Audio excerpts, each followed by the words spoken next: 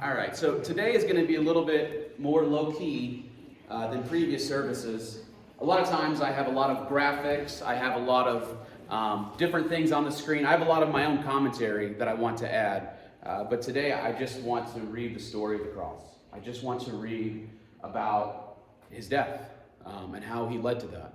The last few weeks we've been talking about it. We talked about the Garden of Gethsemane. We talked about Peter's betrayal. We talked about those things. And next week is Easter. Next week is the big event where we celebrate Christ rising from the dead. But today, I just really want to read through just the story of his crucifixion, the story of him leading into there. I have a few things, a few comments to say on the end, but we're really just going to read Scripture for a while. We're going to be in Matthew chapter 26. We're going to start in verse 57. I'm going to read from the New International Version if you want to follow along or follow along on your phone. There's not going to be words on the screen. We're just going to spend some time just dwelling on the Word, just dwelling on the story of Christ going to suffer and to die for us.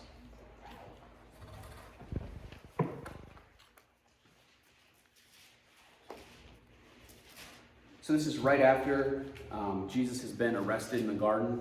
This is right after all of his followers have left. This is right after he's lost everyone. He's prayed in the garden. He said, Father, is there any other way? Is there anything else we could do? But your will, not mine. I'll do whatever you want me to do. And so at this point, this is starting in verse 57 of Matthew 26. Those who arrested Jesus took him to Caiaphas, the high priest, where the teachers of the law and the elders assembled. But Peter followed him at a distance, right up to the courtyard of the high priest. He entered and sat down with the guards to see the outcome. The chief priests and the whole Sanhedrin were looking for false evidence against Jesus so that they could put him to death. But they did not find any, though many false witnesses came forward. Finally, two came forward and declared, This fellow said, I am able to destroy the temple of God and rebuild it in 3 days. Then the high priest stood up and said to Jesus, Are you not going to answer? What is this testimony against these men bring against you? But Jesus remained silent. The high priest said to him, I charge you under an oath by the living God. Tell us if you are the Christ, the Son of God. Yes, it is as you say, Jesus replied. But I say this to all of you. In the future, you will see the Son of Man sitting on the right hand of the Mighty One and coming on the clouds of heaven. Then the high priest tore his clothes, and he said, He has spoken blasphemy. Why do we need any more witnesses? Look, now you have heard this blasphemy. What do you think? He is worthy of death, they answered. Then they spit in his face, and they struck him with their fists. Others slapped him and said, Prophesy to us, Christ. Who hit you? We're going to skip ahead the next two sections. The next section is about Peter, and we've already discussed that. And the next section is about Judas. So we're going to go down to 27, verse 11. We're just going to stay with Jesus right now. Meanwhile, Jesus stood before the governor. And the governor asked him, Are you the king of the Jews? Yes, it is as you say, Jesus replied. When he was accused by the chief priests and the elders, he gave no answer. And then Pilate asked him, Don't you hear the testimony that they are bringing against you? But Jesus made no reply, not even a single charge, to the great amazement of the governor. Now it was the governor's custom at the feast to release a prisoner chosen by the crowd. And at that time they had a notorious prisoner called Barabbas. So when the crowd had gathered, Pilate asked them, Which one do you want me to release to you? Barabbas or Jesus, who is called the Christ? For he knew it was for envy that they had handed Jesus over to him. While Pilate was sitting on the judge's seat, his wife sent him this message, Don't have anything to do with that innocent man, for I have suffered a great deal today in a dream because of him. But the chief priests and the elders persuaded the crowd to ask for Barabbas, to have Jesus executed. Which of these two do you want me to release to you? Asked the governor. Barabbas, they answered. What shall I do then with Jesus who is called Christ? Pilate asked. They all answered, crucify him. Why? What crime has he committed? Asked Pilate. But they shouted all the louder, crucify him! When Pilate saw that he was getting nowhere, but that instead of an uproar was starting, he took water and washed his hands in front of the crowd. I am innocent of this man's blood, he said. It is your responsibility. All the people answered, let his blood be on us and on our children. Then he released Barabbas to them, but had Jesus flogged and handed him over to be crucified. When the governor's soldiers took Jesus to the praetorium and they gathered the whole company of soldiers around him, they stripped him and put on a scarlet robe on him. Then they twisted together a crown of thorns and set it on his head. They put a staff in his right hand and knelt in front of him and mocked him. Hail, King of the Jews, they said. They spit on him. They took the staff and they struck him on the head again and again. After they had mocked him, they took off the robe and put his own clothes on him. Then they led him away to crucify him. As they were going out, they met a man from Cyrene named Simon. They forced him to carry the cross. They came to a place called Golgotha, which means place of the skull.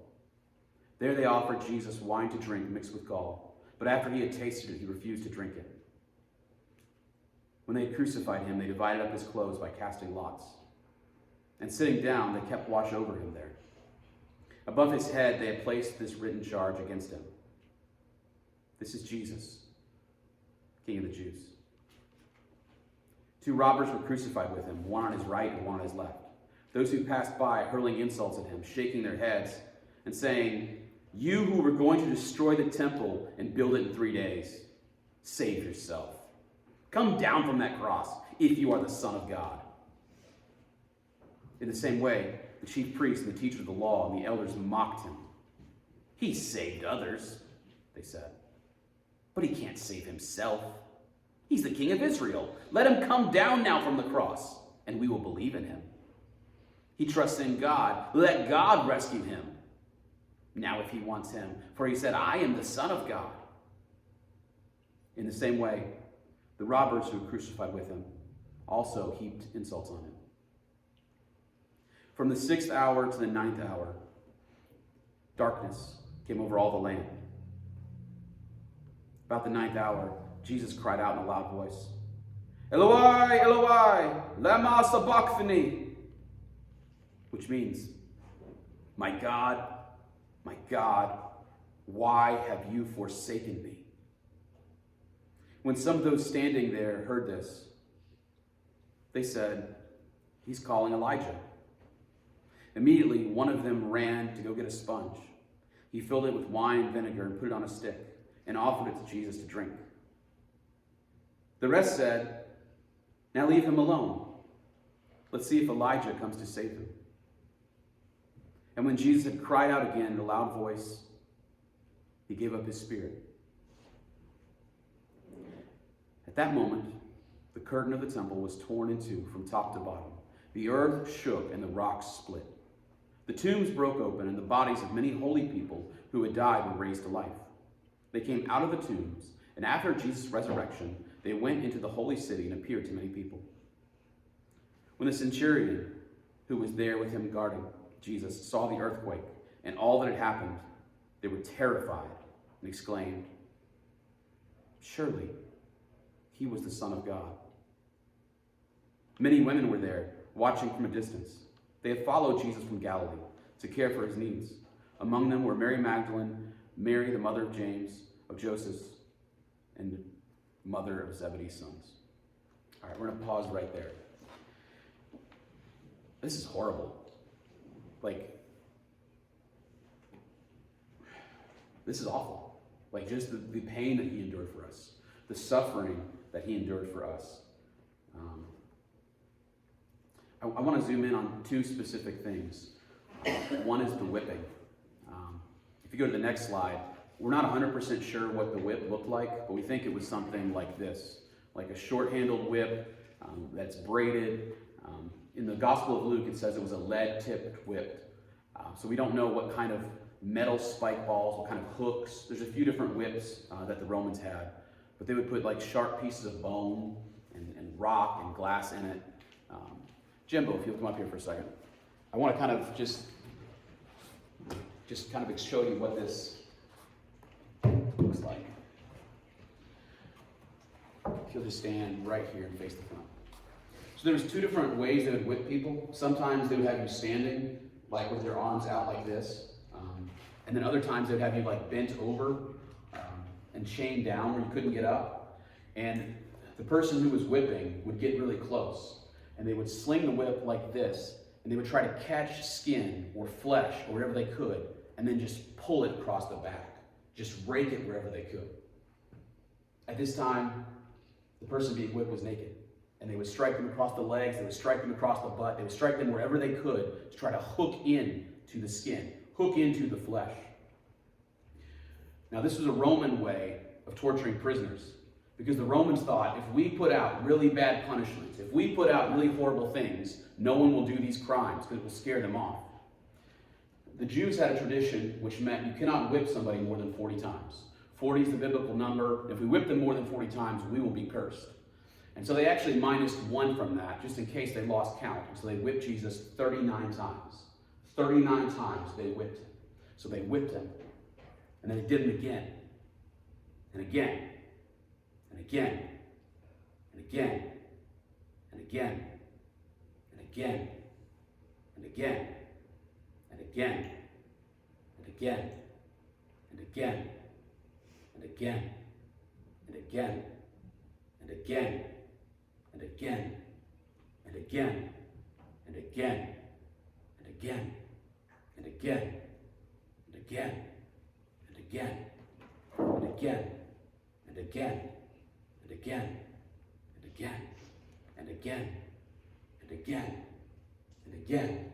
and again, and again, and again, and again, and again, and again. 39 times. Many people died from this, from the loss of blood, from the shock, from the pain. Many people were just wore out and bled to death on the spot because the back was exposed, because you could see muscle and bone and skin hanging off. It was a brutal, horrible, awful experience that he did for us. Thank you.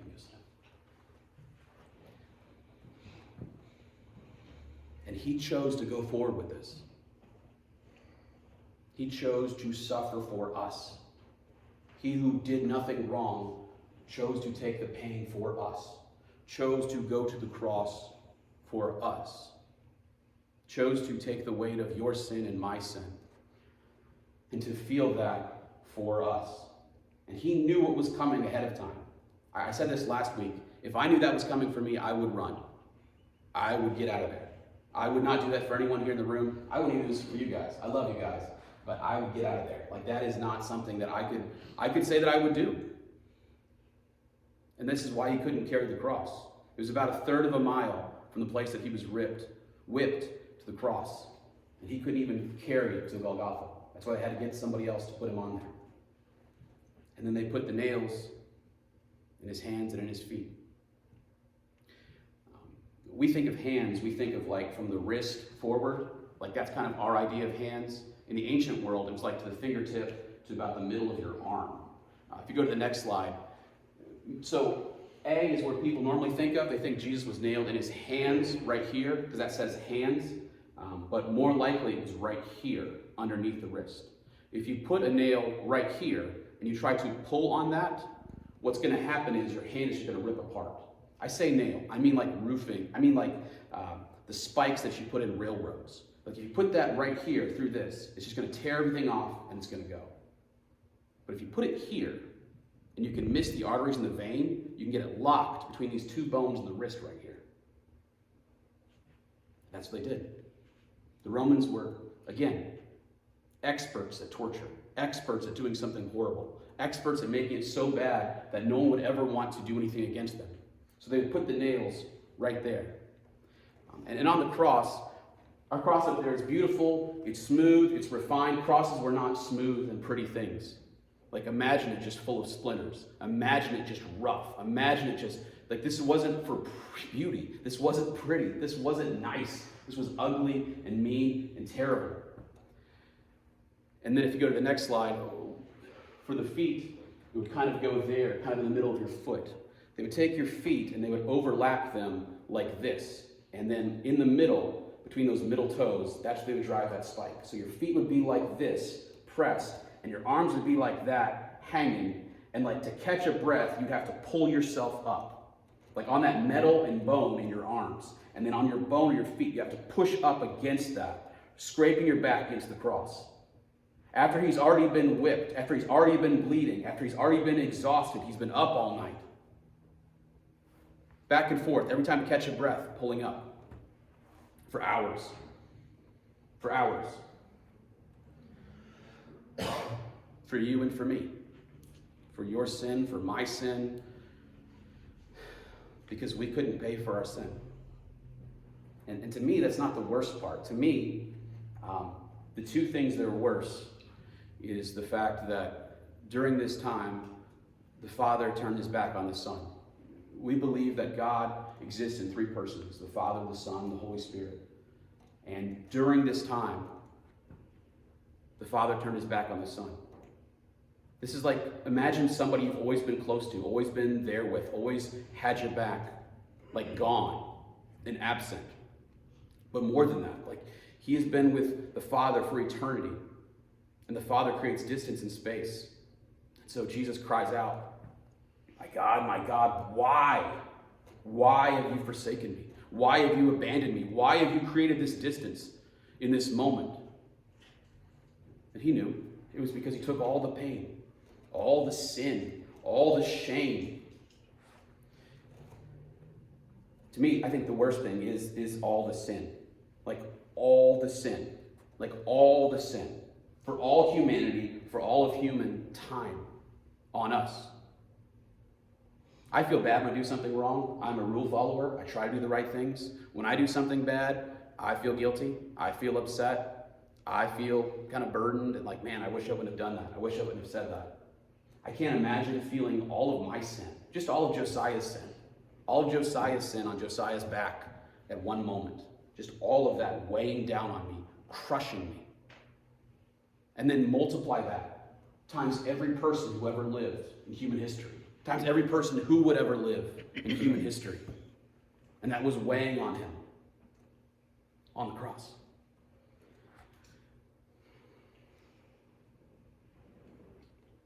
And he died. He died. We're not 100% sure how he died. Some people believe that his lungs filled up with blood over time and he choked to death. Some people believe that the lack of blood that he endured from the whipping and then the cross is what killed him. Some people believe that he had a heart attack or that his heart actually ruptured and burst in his chest. But he died in a brutal and terrible, painful way. And that's horrible. Like it's a horrible, awful, terrible, nasty story. Except for the part that he paid for me. Except for the part that is why I can connect with God. Except for the part that now I can be close to God. I don't have to feel the gap of the sin in between us, of my mistakes in between us. That Jesus, he made a bridge between me and God where I don't have to be stuck in my mistakes, in my failures, in my wrong. As the songs we sang today, he washed us white as snow. Like he took everything we had wrong and he cleaned us up. And he made us so that we can be with God. He made us so that instead of this filthy rags that I wear, like I can have the righteousness of God onto me. And he gives us the opportunity to connect with him. He gives us the opportunity to get right with him. He gives us the opportunity to not just rely on our own strength, to rely on our own wisdom, to rely on our own ability. but he gives us the opportunity to come to him. You know what the sad part is? At least for me, let me just say for me. The sad part is I don't go to God enough. Like the sad part is like I try to rely on my own strength. I try to rely on my own intelligence. I try to rely on my own ability. I try to rely on me when he wants me to rely on him. Like I try to rely on what I can do and who I can be and how good I can be and what I can, like my first instinct isn't to go to Jesus. It's not. I wish it was. I wish I could get up here and say, you know what, I am so holy that I just walk around and whatever comes to me, it's God all the time. It's not. I don't always turn to God first. I often try to fix things myself. I often try to, I don't know. But he has made the path for us forward. And so whatever we're struggling with, we can come to him.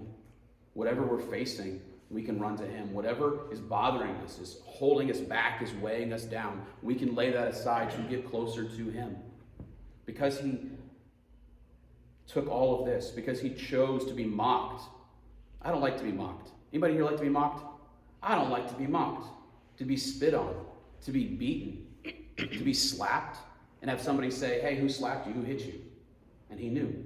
To be on the cross, and people saying, hey, we'll believe you now if you just get off the cross. I would have had a hard time not getting off the cross at that moment.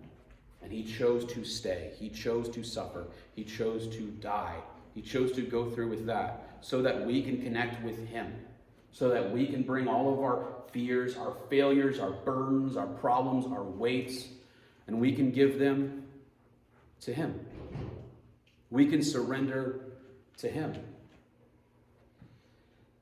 We can realize that I've come to the end of myself and I want to be closer to you, God.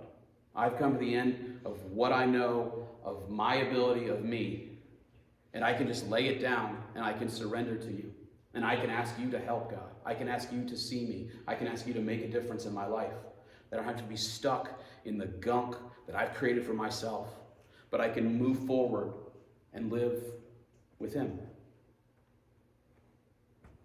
So, for the next few minutes, I'm going to do an altar call. If you'll just start playing the music. The next slide, Devlin.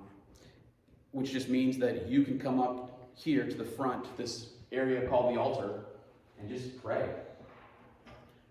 Go to the next slide, maybe we'll start. If there's anything that's been bothering you, maybe there's a sin that you've been struggling with. Maybe there's something that nobody else knows about, like it's just in your head.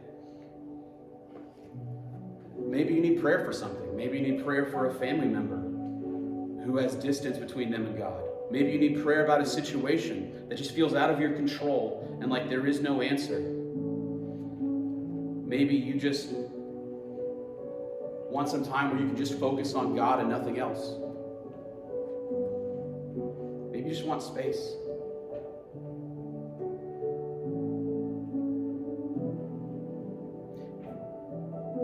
Anytime I'm preaching and I end with a song, like feel free to come up. Feel free to just be here. And it's not that there's something magical or special about this place. You can pray anywhere, and you can pray from your seat. But sometimes there is something moving about lifting your hands in worship for surrender. Sometimes there is something moving about being willing to come forward and walk forward and go to the front. Sometimes God does something different that he doesn't do when we just stay in our seats.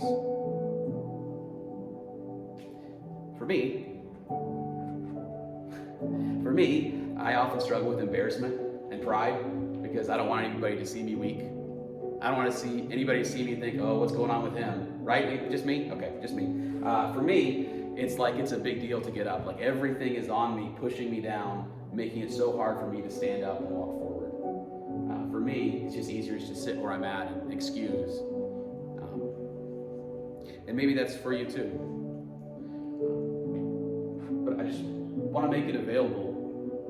If anybody does want to come forward for prayer, if anybody does want to just come in this moment and confess, God, I want to be closer to you. God, I feel like I've drifted a little bit. God, I feel like I need help. I need direction. I need guidance. I need hope. I need freedom. I need whatever. Like if there's something that you've been asking God for, I'm just going to encourage you to come forward. For the next few minutes, we're just going to listen to this music, and I'm going to pray. And that's what we're going to do going forward.